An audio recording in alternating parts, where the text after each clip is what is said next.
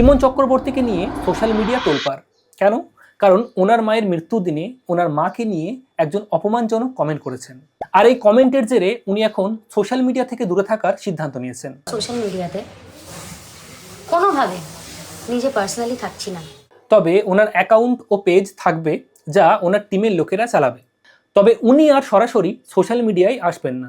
ইমন চক্রবর্তী যে যুক্তি দিয়েছেন তা হলো, গান গাওয়াই তার পেশা, বিভিন্ন ভাষার গান, বিভিন্ন ঘরানার গান তিনি গেয়েছেন। তেমনি রাজ্য সরকারের উন্নয়নের পাঁচালিও গেয়েছেন।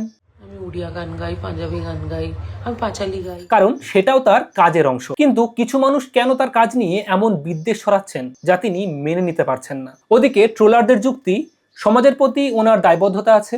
রাজ্য সরকারের দুর্নীতি, সমাজের সমস্যাগুলো নিয়ে উনি কখনোই মুখ খোলেন না। উল্টে রাজ্য সরকারের গান গিয়ে উনি রাজ্য সরকারের কাছ থেকে টাকা পান, পুরস্কার পান।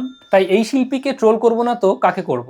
ওদিকে হেটাররা বা তৃণমূল বিরোধী মানুষরা সেই ছেলের সন্ধান করছে যে কে সেই ছেলে, কে সেই মহামানব যে একটা কমেন্ট করে সেলিব্রিটিকে সোশ্যাল মিডিয়া থেকে চলে যেতে বাধ্য করলো। দেখুন, ওনার মাকে নিয়ে যে কমেন্ট করা হয়েছে তা তো একদমই উচিত নয়।